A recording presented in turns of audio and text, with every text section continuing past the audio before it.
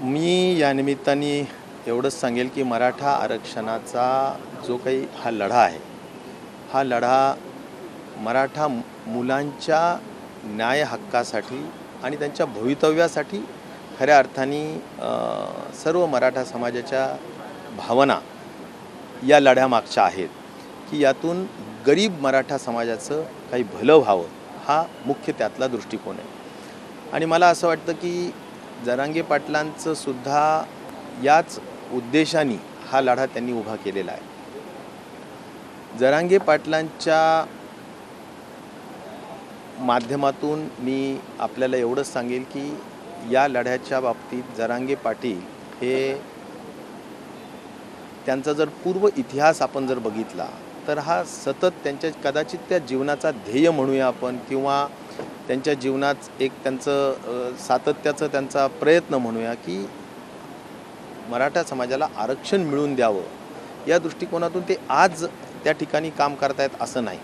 त्यांची एक शिवबा नावाची संघटना आहे की त्या शिवबा संघटनेच्या माध्यमातून ते मागच्या अनेक वर्षांपासून ते काम करत आहेत. आणि मला हे सांगितलं पाहिजे की सगळ्यात महत्त्वाचं, मी स्वतः ज्यावेळी पालकमंत्री होतो जालना आणि मी ज्यावेळी सरकारमध्ये होतो, ज्यावेळी उद्धव ठाकरे साहेब माननीय मुख्यमंत्री होते, त्या काळामध्ये सुद्धा त्यांनी कदाचित त्यांचा सगळ्यात जास्त मोठं आंदोलन आणि सगळ्यात जास्त मोठं उपोषण त्यांनी त्या काळात केलेलं होतं.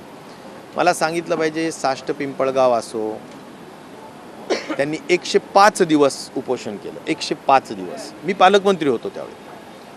आणि या उपोषणामध्ये साखळी उपोषण काही होतं आणि काही आमरण उपोषण टाईप पण सगळा विषय होता.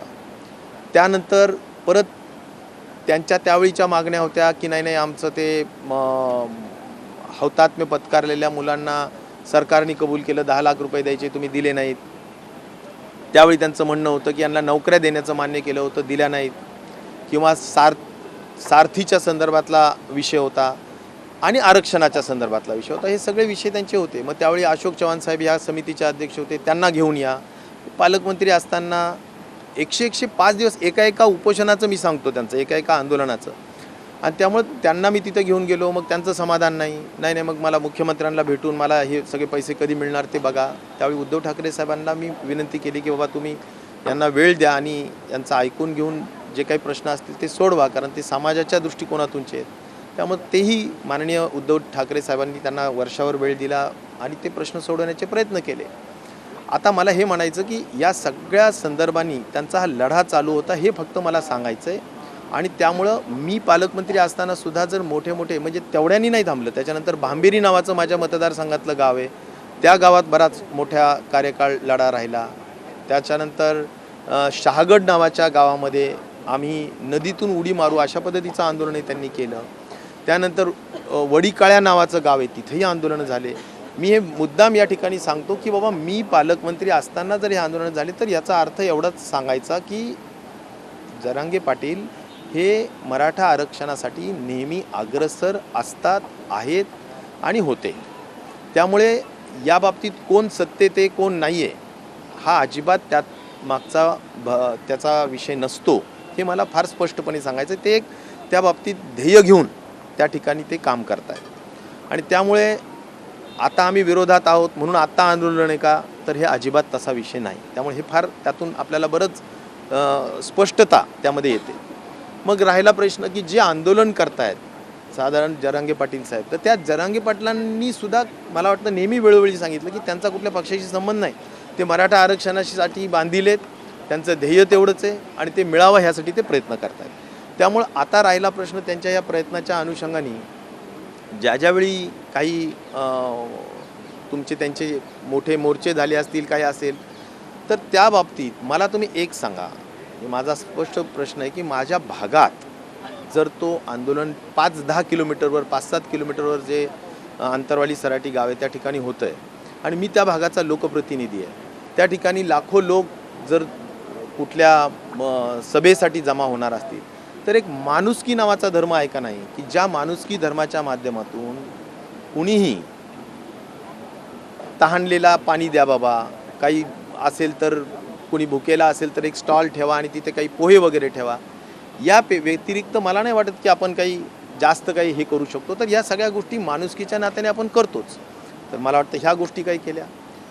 शिष्टमंडळ ज्यावेळी म्हणजे मला असं म्हणायचं की मनोज पाटील जरांगेंच्या बाबतीत संपर्कात आम्ही लोक नाहीच आहेत.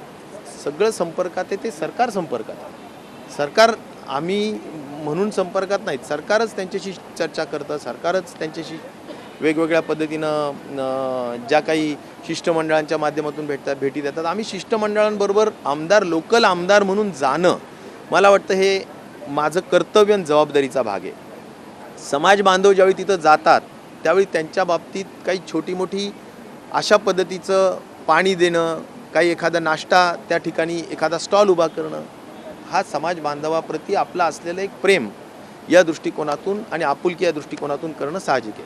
आणि मी तुम्हाला हेही सांगेन की कुठल्याही समाजाचं ज्यावेळी कुठला मोर्चा झाला त्यावेळी मी सगळ्या समाजाच्यासाठी काम करणारा कार्यकर्ता आहे. मला आपल्याला सांगितलं पाहिजे की आमच्या जालन्यामध्ये एक मोठा धनगर समाजाचा मोर्चा झाला. आज तुम्ही धनगर समाजाच्या सगळ्या लोकांना विचारा, 100% लोकांना मी त्या ठिकाणी स्टॉल्स ठेवले होते. कुठून कुठून लोक येणार आहेत त्यांच्यासाठी स्टॉल ठेवला होता. त्यांना STमध्ये आरक्षण पाहिजे होतं. मोर्चे आंदोलनं जे होतात त्यावेळी आपण माणुसकी विसरायची नसते, हा त्यातला महत्त्वाचा भाग आहे. परंतु मला एकच सांगायचं की राजेश टोपेंना जे काही आमचा मतदारसंघ ओळखतो, जिल्हा ओळखतो, मराठवाडा ओळखतो, महाराष्ट्र कोविडमध्ये आणि अनेक वर्ष मंत्रिमंडळात राहिल्याने ओळखतो, आमचा काय त्या ठिकाणचा स्वभाव आहे किंवा आमचा DNA काय आहे, तो सर्व समाजाला घेऊन काम करणं आणि सर्व धर्म समभाव मांडणं हाच आमचा DNA आहे. आज मी ज्या पक्षामध्ये आहे तो सुद्धा DNA काय सांगतो किंवा तो सुद्धा पक्ष काय सांगतो, तर छत्रपती शिवाजी महाराज, शाहू फुले आंबेडकरांच्या विचारांनी काम करायला सांगतो. त्यामुळे आम्ही सगळ्यांना घेऊन काम करणारे लोक आहोत. आम्ही असं कुठलेही जातीवादी, धर्मवादी असल्या प्रकारचा विषय आम्ही कधी करत नाही.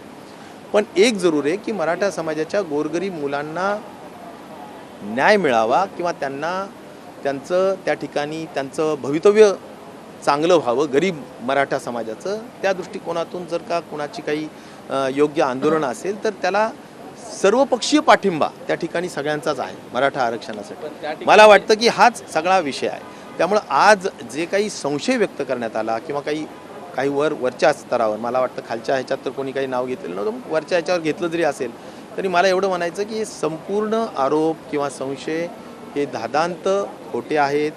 ह्याबद्दल मी सांगेल की कुठले सगळे बिनबुडाच्या आरोप आहेत किंवा कुठलाही त्याच्यामध्ये सत्यता नाही. मला असं वाटतं की हा जो लढा आहे तो एका उदात्त हेतूसाठी आहे आणि त्यामुळं त्याला डायव्हर्ट करण्याचं काम, त्याच्यात राजकीय काही ह्या गोष्टी होण्याचं काम होऊ नये एवढीच माझी यामागची स्पष्ट भूमिका आहे. बाकी मला ह्याबद्दल अद्याप दुसरं काहीही बोलायचं नाही. आणि हिंसक वळण झालं त्यामध्ये आपला हात होता. आपल्या कारखान्यातनं रसद पुरवली जात होती. त्याचबरोबर पवार साहेबांचं देखील नाव घेण्यात आलं होतं आणि त्याला देखील रसद पुरवण्यामागे त्यांचा हात असल्याचा गंभीर आरोप दरेकरांनी आज सभागृहात केलेला आहे. आणि जी SIT चौकशी देखील मान्य झालेली आहे. बघा, आता मला एक सांगा की ज्या अर्थी मी आता फार स्पष्टीकरण दिलं की माझ्यावरचे कुठलेही आरोप म्हणजे हे जे काही त्यांनी सांगितलेलं असेल तर या बाबतीत कुठलीच सत्यता नाही.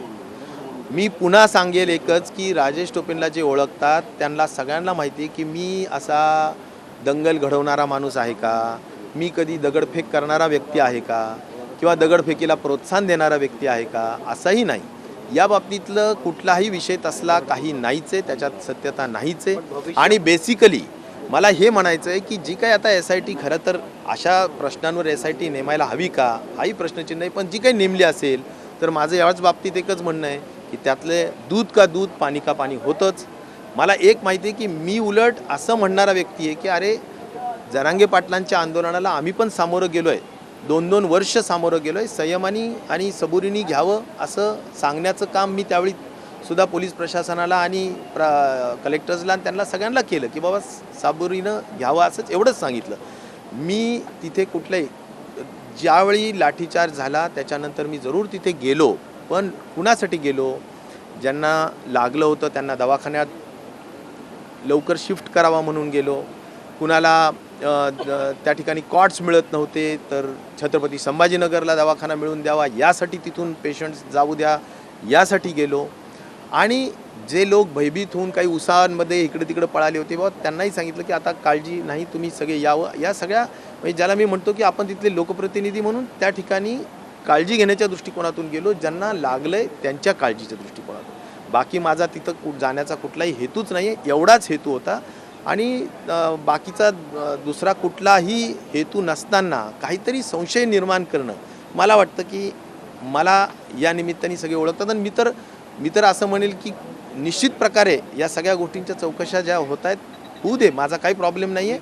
ह्या व्हाव्यात आणि ज्या काही दूध का दूध आणि पाणी का पाणी ते व्हावी, त्यात काय अडचणीचा विषय चौकशीला बोलावलं SIT चौकशी मागली तर जाणार उत्तर नाही. देणार प्रश्नच नाही, मला काही प्रॉब्लेमच नाही. मी तिथं सांगतो काय की मला माझा काही म्हणजे मी तुम्हाला सांगतो की माझ्या मनातला जे माझे काम करण्याची जी पद्धत आहे ती जनतेला माहिती आहे. आणि मी नेहमी सगळ्यांना बरोबर घेऊन जाणारा कार्यकर्ता आहे. मी अशा पद्धतीनं ध्रुवीकरण करणं किंवा अशा पद्धतीनं अरे आम्ही मुंगी मारली नाही अशा पद्धतीनं एवढे संवेदनशील लोक आहोत आम्हाला जे ओळखतात लोक.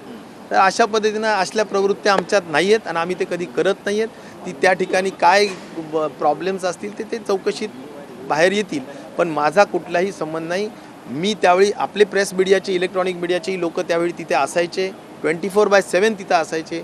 ते सुद्धा त्यांनाही माहिती आहे की आमच्या जर कारखान्यावर कोणी तिथून 5 किलोमीटरवर कारखाना आहे, तिथे त्या छोट्या गावामध्ये कदाचित कोणाला राहायला नसेल तर लोक तिथे आसरा घेण्यासाठी कधी आपले मीडियाचे लोकसुद्धा तिथं जाऊन रूममध्ये थांबायचे किंवा काही छोट्या मोठ्या पद्धतीनं काही गरज असतं तर थांबायचे. या पद्धतीचं होतं.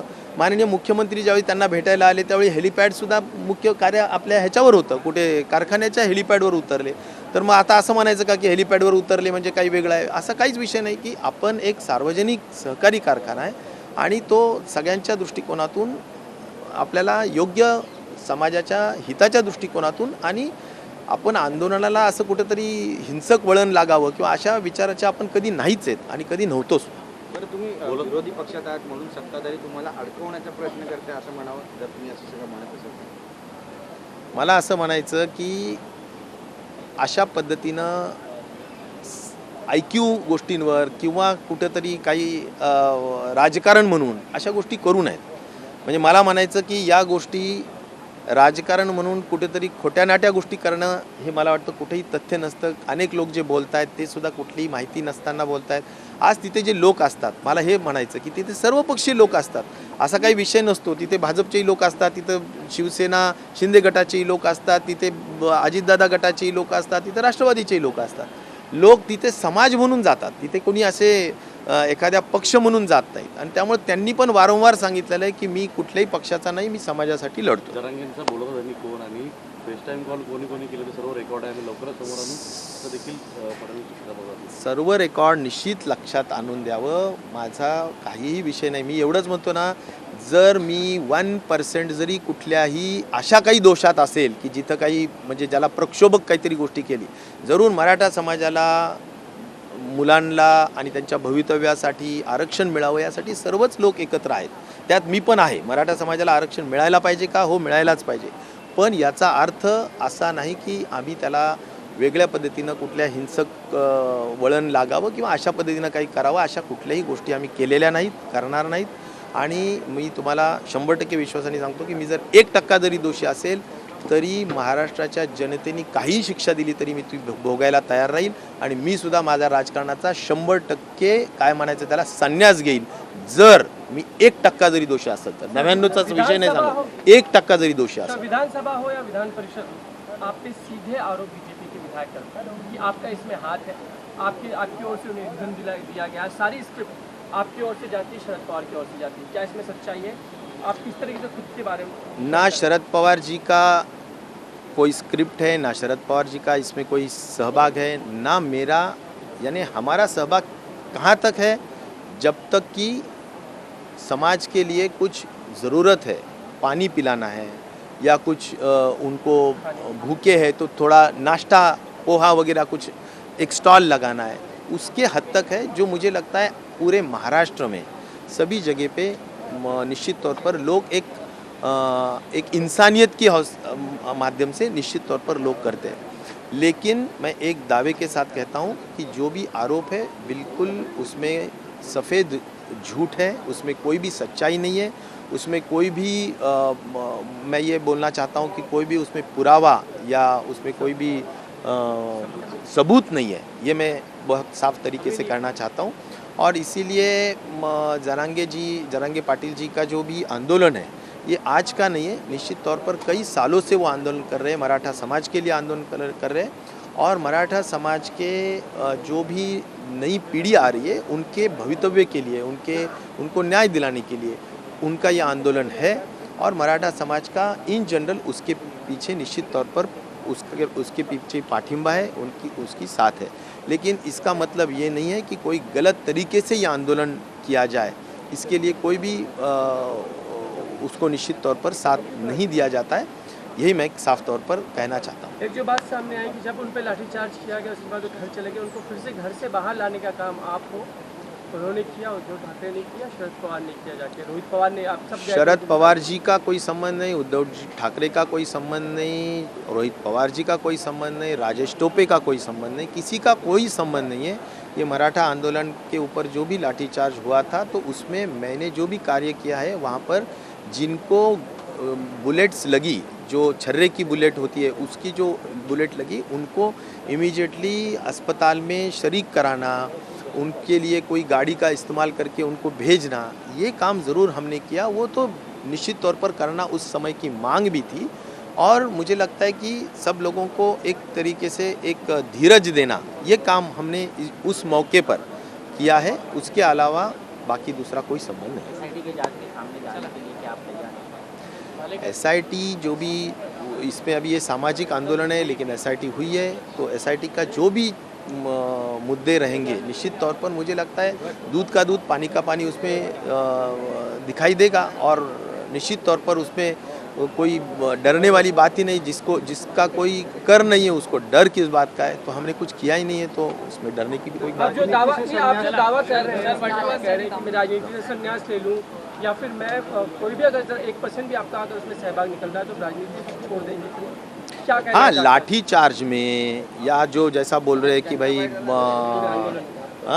यानी कोई गलत हिंसा के इसमें हमारा कोई संबंध नहीं है।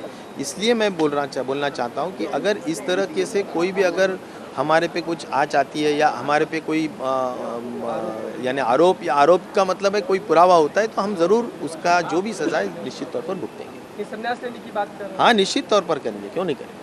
क्यों राजनीति से संन्यास लेंगे? नहीं, अगर कोई हमने गलत किया है तो निश्चित तौर पर करेंगे। Thank you.